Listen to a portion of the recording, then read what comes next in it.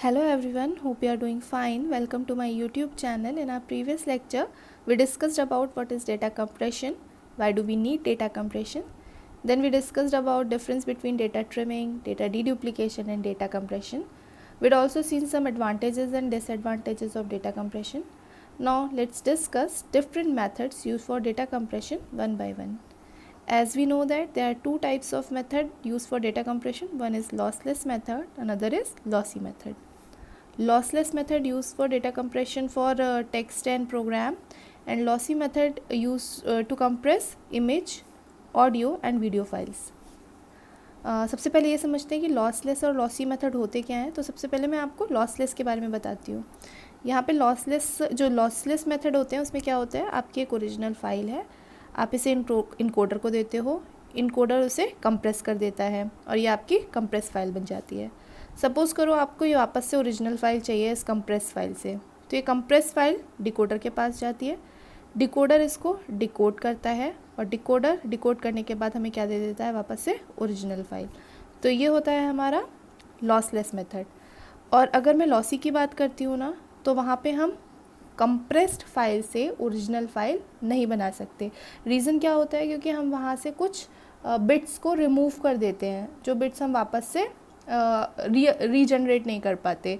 तो इसीलिए इसको हम लॉसी मेथड बोलते हैं. इसके बारे में अपने प्रीवियस लेक्चर में ऑलरेडी डिस्कस कर चुके हैं. अगर आपने वो लेक्चर नहीं देखा है तो एक बार उसको देख लीजिएगा, तो आपको ये कंसेप्ट अच्छे से समझ में आ जाएगा. ठीक है, अब हम लॉसलेस मेथड में हमारे पास 3 मेथड्स होते हैं, रन लेंथ, हॉफमैन एंड लेम्पेल्जेव. हमारे पास लॉसी में 3 मेथड है, जेपेग, एमपेग एंड MP3. जो जेपेग होता है उससे हम इमेजेस को कंप्रेस करते हैं. वीडियोस हमारे MPEG से या MPEG से कंप्रेस होते हैं, और जो ऑडियो फाइल्स होती हैं उनको हम MP3 से कंप्रेस करते हैं. Now let's discuss about Lempel Ziv. Lempelzev algorithm is data compression algorithm which is lossless data compression algorithm most importantly. Then it is the simplest method of data compression, and it is a process of reducing size by encoding its information more efficiently. एक बार हम example से समझते हैं कि लेम्पेल्जेव work कैसे करती है. एक एग्जाम्पल दिया हुआ है, यहाँ पे एक स्ट्रिंग दी है, इसको आपको इनकोड करना है. सबसे पहले हमारे पास ए आया, हम देखेंगे ए पहले था क्या, नहीं था, तो हमने इसको यहाँ से पार्टीशन कर दिया और यहाँ पे हमने 1 नंबर दे दिया. उसके बाद हम देखेंगे आगे मूव करेंगे, आगे जब मूव करेंगे तो यहीं से होइएगा. देखिए यहाँ पे ए आया है क्या, तो ए हमारा ऑलरेडी प्रेजेंट था, तो हमें लेंथ को इंक्रीज़ करना होगा. हमने लेंथ बढ़ाई और हमने देखा कि ए बी आया है क्या, तो ए बी जो है वो नहीं आया था. तो हमने क्या किया, यहाँ पे यहीं पे इसका पार्टीशन कर दिया और यहाँ पे इसको 2nd नंबर दे दिया. देन जहाँ भी पार्टीशन करोगे ना, वहाँ से आगे मूव करना. तो यहाँ पे आपका पार्टीशन हुआ था, इसके आगे से आपको मूव करना है. तो अब क्या करोगे, आप देखोगे ए आया है क्या, तो ए ऑलरेडी था. देन आप लेंथ बढ़ाओगे, आप देखोगे ए बी है क्या हमारे पास, तो ए बी भी ऑलरेडी था हमारे पास. तो हम लेंथ को एक और आगे बढ़ाएंगे और हम देखेंगे ए बी बी है क्या, तो हम देखेंगे ए बी बी हमारे पास एक न्यू स्ट्रिंग बनी. तो हमने क्या किया, इसको यहाँ से पार्टीशन कर दिया और यहाँ पे हमने इसको 3rd नंबर दे दिया. तो ये हो गया आपका ए बी बी आपके 3rd नंबर की. देन आपने देखा बी आपके पास था क्या, तो बी अभी तक हमारे पास नहीं आया है, ये हमें नई स्ट्रिंग मिली है, तो हमने इसको यहाँ पे पार्टीशन कर दिया और यहाँ पे हमने इसको 4th नंबर दे दिया. देन हम देखेंगे आपके पास बी के बाद हमने देखा ए आया है क्या, तो येस ए ऑलरेडी प्रेजेंट है. देन हम देखेंगे ए बी है क्या, तो ए बी भी ऑलरेडी प्रेजेंट है. हमने लेंथ को और इंक्रीज़ किया, हमने देखा हमारे पास ए बी ए आया था क्या, तो ए बी ए हमारे पास एक न्यू स्ट्रिंग बनी. तो अब हम क्या करेंगे, इसको यहाँ से पार्टीशन कर देंगे और इसको 5th नंबर दे देंगे. देन हम देखेंगे यहाँ से जहाँ से भी पार्टीशन कर रहे हो ना, उसके आगे से मूव करना स्टार्ट करना.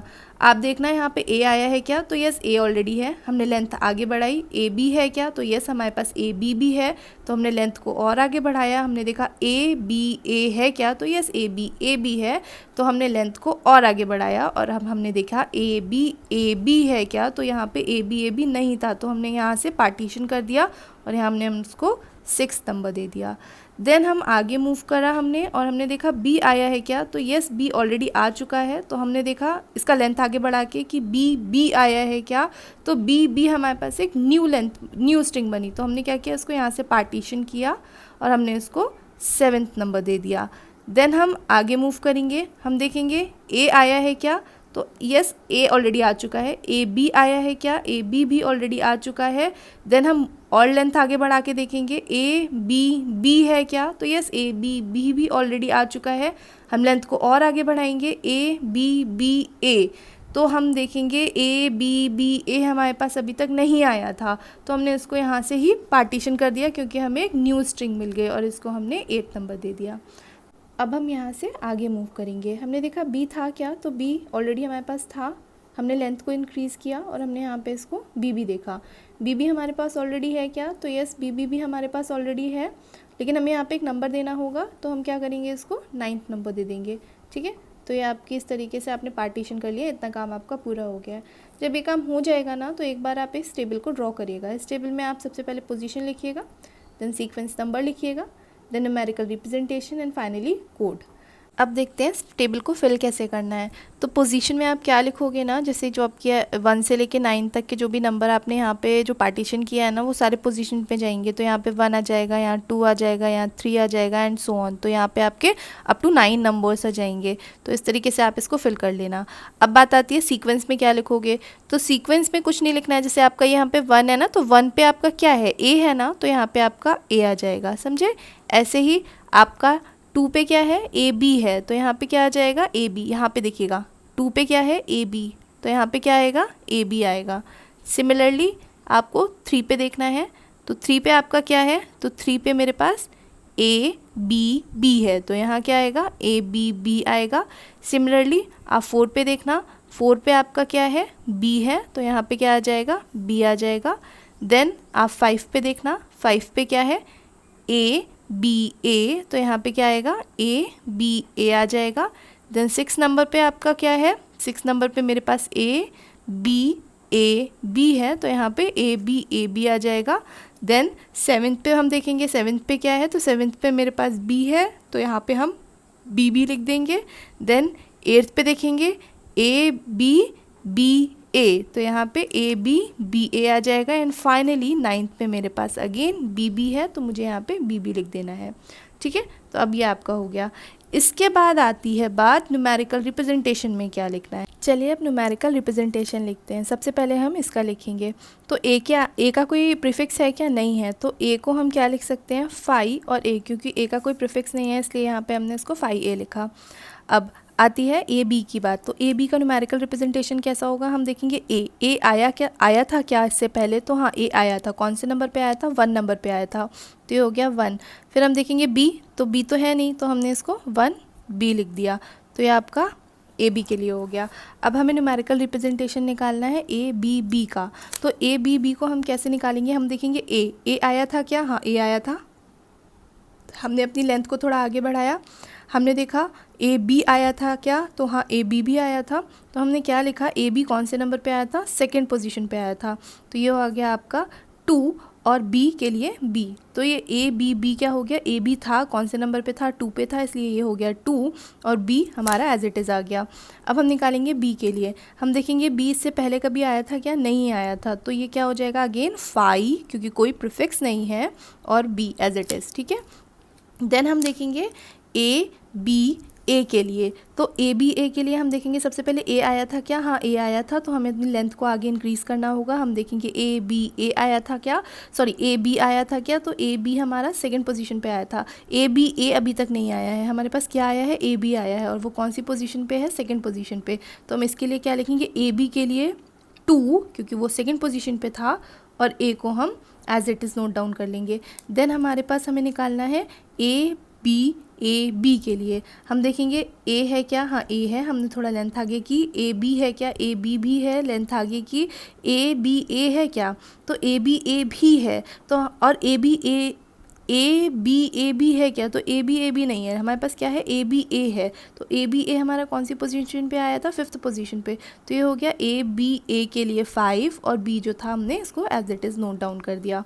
अब हम देखेंगे बी के लिए। तो हम सबसे पहले देखेंगे बी आया था क्या, तो हाँ बी आया था, कौन सी पोजीशन पे आया था, 4th पोजीशन पे आया था, तो यहाँ पे हम 4 लिख देंगे।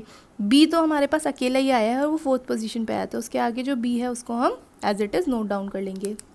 अब हम देखेंगे ए बी बी ए के लिए।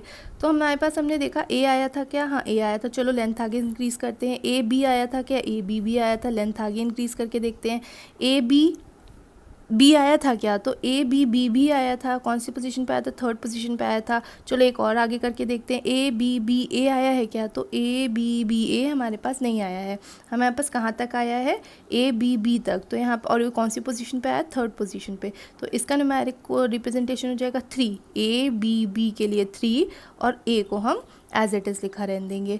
देन हम देखेंगे बी बी के लिए, हम देखेंगे बी आया था क्या, हाँ बी आया था फोर्थ पे। चलो आगे लेंथ करते हैं, बी बी आया है क्या, तो बी बी आया है, कौन सी लेंथ, कौन सी पोजीशन पे आया है, 7th पे, तो इसको हम 7। तो ये हो जाएगी मेरी न्यूमेरिकल रिप्रेजेंटेशन। अब बात आती है कोड लिखने की। तो कोड कैसे लिखते हैं, यहाँ पे सपोज करिए यहाँ पे जो ए का रिप्रेजेंटेशन है वो हमेशा 0 से शो होता है और बी का रिप्रेजेंटेशन आपका 1 से शो हो रहा है, ये गिवन होगा, ठीक है। अब हम सबसे पहले फाई ए का निकालना है हमें, ठीक है। फाई ए का, फाई मतलब नल होता है, तो उसके लिए हम कुछ नहीं लिखेंगे। और ए का रिप्रेजेंटेशन आपका कितना है, 0 है, तो ये आपका 0 हो गया। अब हम करते हैं बी 1 बी के लिए। तो 1 बी, 1 को बाइनरी में कैसे रिप्रेजेंट करते हो आप, 1 से रिप्रेजेंट करते हो। और बी का आपका क्या है 1, तो इसका क्या कोड हो जाएगा 1 1 हो जाएगा।